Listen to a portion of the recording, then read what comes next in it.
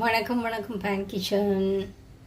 Actually ஏன் இந்த video எடுக்கிறேன் அப்படின்னாக்கா, இந்த ஸ்டாண்டெல்லாம் இருக்குது பார்த்தீங்களா, இதிலெல்லாம் முன்னாடி சமையல் வேலை பார்த்தவங்க இப்போ தெரியுதா, அந்த எண்ணெயை கொட்டி பொங்க விட்டு அந்த மாதிரியெல்லாம் இதில் டார் பிடிச்சிருக்கு பாருங்கள், பிசுக்கு பிடிச்சிருக்கு.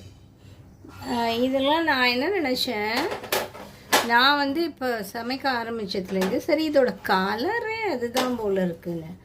இங்கே பாருங்கள், நேற்றுக்கு என்னாச்சு, சரி இதெல்லாம் எடுத்து பார்ப்போமேன்னு சொல்லிட்டு கொஞ்சம் ஹீட் பண்ணிவிட்டு கத்தியை வச்சு சுரண்டினா பட்டை பட்டையாக வருது. சரி இது கொஞ்சம் சர்வீஸ் சென்டரில் கொடுத்துட்டு நல்லா அவங்கள விட்டு எடுக்க சொல்லலாம் அப்படின்னு பார்த்து எடுத்துன்னு போனேன். அங்கே பார்த்தா அவர் என்ன சொல்கிறாரு, ஏம்மா இந்த வேலை பார்க்குறீங்க, இதை தூக்கி போட்டுட்டு வேறு புதுசாக ஸ்டெயின்லெஸ் ஸ்டீலில் நான் கொடுக்குறேன் அப்படின்னு சொல்லிட்டு ஒரு ஸ்டாண்டு கொடுத்துட்டாரு. இதில் போயிட்டு உயிரை விட்டுட்டு உட்காந்துடாதீங்க, இதெல்லாம் க்ளீன் பண்ணணுன்னா ரொம்ப கஷ்டம்மா அப்படின்னு சொல்லிட்டு சரின்னு நான் போயிட்டு நல்லா சூப்பராக ஸ்டெயின்லெஸ் ஸ்டீலில் வாங்கிட்டு வந்தேன். இன்னொன்று அப்புறம் இந்த நாப் இருக்குது பார்த்தீங்களா, இந்த நாப் இது டக்கு டக்குன்னு அப்படி கழண்டு வருது. நம்ம சுற்றிகிட்டே இருக்கும்போதே அழகாக அப்படி வந்துடுது. இது என்ன பிரச்சனை, இதில் உடஞ்சிருக்கா உள்ள இல்லை லூஸ் ஆகிடுக்கா அப்படிங்கிறதும் தெரியல. நான் அப்போ அவர்கிட்ட சொன்னேன் அந்த மாதிரி இருக்குன்னு. ஐயோ வேணாம், அதையும் மாற்றிடுங்க அப்படின்னு சொல்லிவிட்டு அதுக்கும் நான் தான் சொன்னேன், நல்லா ஸ்ட்ராங்காக சூப்பராக இருக்கிற மாதிரி ஒரு நாப் கொடுங்க அப்படின்னு கேட்டேன். நான் அவர் இந்த நாபை கொடுத்தாரு, இதை மாட்டுங்க சூப்பராக இருக்கும் அப்படின்னு. இதை எப்படி மாட்டுறது அப்படின்னு கேட்டேன்.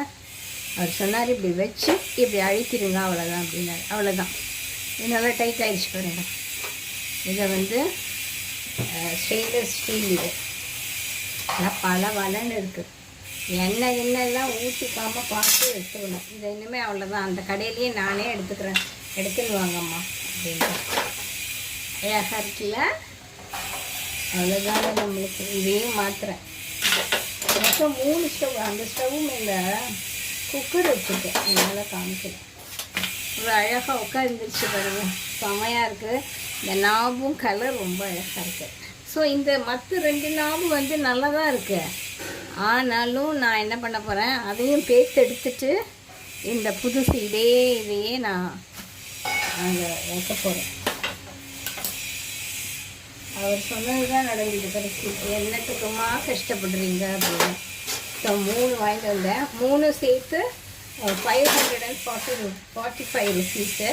இது ஒரு எவ்வளோ டோட்டலாக 600 ருபீஸ் வாங்கிக்கிட்டார் அவர். 45னா மிச்சம் 55. இந்த நாபு 3 55 ருபீஸ், அவ்வளோதான். செம்மையாக இருக்குல்ல இது. அவரை தான் சொன்னார், இதை வச்சுக்கோங்கம்மா, இதை வச்சுக்கிட்டு எண்ணெய் படாமல் அழகாக தேய்ச்சி வச்சுக்கோங்க அப்படின்னு சொன்னார். என்ன ஐடியா பாரு. அந்த சர்வீஸ் பண்ணுறவர் ரொம்ப ஃப்ரெண்டு நம்மளுக்கு. கிட்டத்தட்ட எத்தனை வருஷமாக, நான் 18 வருஷமாக அவர்கிட்ட தான் நான் சர்வீஸ் பண்ணிக்கிட்டு இருக்கேன். ஸோ அவர் ரொம்ப ரீசனபுளாக சர்வீஸ் பண்ணி கொடுப்பேன்.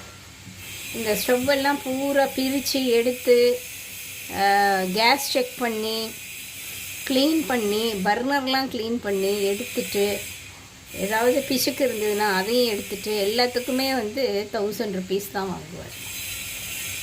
என்ன மக்களே, இந்த ஸ்டாண்டு நல்லா இருக்கா சொல்லுங்கள், கமெண்ட் கொடுங்க, உங்கள் கமெண்ட்டை ப்ளேஸ் பண்ணுங்கள், நம்ம வீடியோவுக்கு ஒரு லைக் போடுங்க, புதுசாக பார்க்குறவங்க சப்ஸ்கிரைப் பண்ணுங்கள்.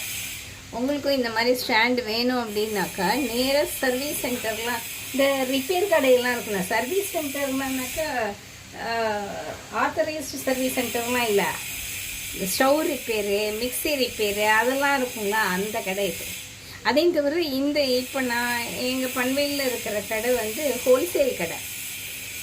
எங்கெங்கெல்லாம் ஸ்பேர் பார்ட்ஸ்லாம் வாங்கிட்டு போவாங்க எல்லோரும்.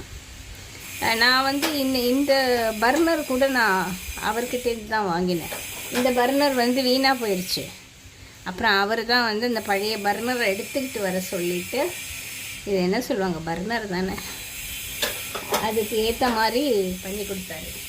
இந்த ஸ்டவ்வில் வந்து நான் இது வரைக்கும் எத்தனை வருஷம் ஆகுது தெரியுமா, 2010 வந்தது.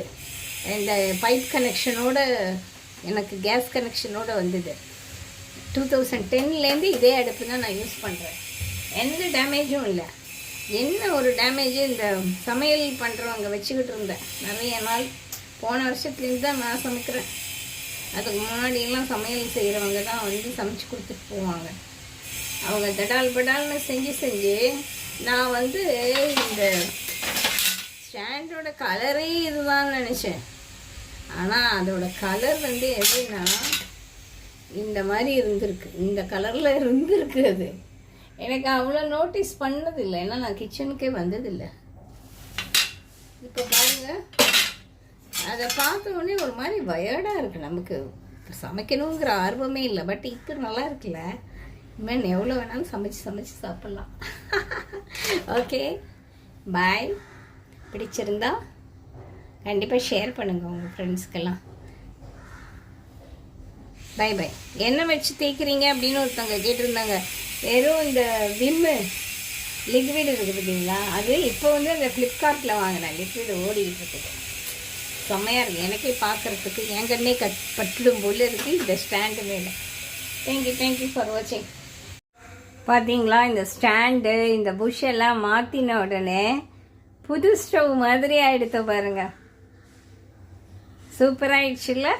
இதுக்கு மொத்தமே 600 ரூபா நான் நேற்றுக்கு செலவு பண்ணியிருக்கேன். ஸோ உங்களுக்கு வந்து ஒரு 15 வருஷத்துக்கு இதோட இது வரைக்கும் நான் வந்து 1000 rupees ஒரு தரம் வந்து பூரா சர்வீஸ் பண்ணினேன். இப்போ ஒரு 600 பே பண்ணியிருக்கேன். பார்த்தீங்களா, எவ்வளோ. ஸ்டவ்வோட விலை வந்து அதுக்கு அப்போ வந்து நான் கேஸ் கனெக்ஷனோடு வாங்கும்போது வெறும் 1000 ரூபா தான். ஸோ இப்போ இந்த மாதிரி புது ஸ்டவ் நம்ம மாற்றணும் அப்படின்னா எவ்வளோ விலை வரும் இல்லை? ஸோ அப்பப்போ என்னென்னலாம் போகுதோ அந்த பார்ட்டை மட்டும் போயிட்டு மார்க்கெட்டில் போயிட்டு பார்த்து, இந்த ரிப்பேர் பண்ணுற கடையிலலாம் கண்டிப்பாக கிடைக்கும். பார்த்து நீங்களும் வாங்கி உங்கள் ஸ்டவ்வையும் பழப்பலான்னு வச்சுக்கோங்க.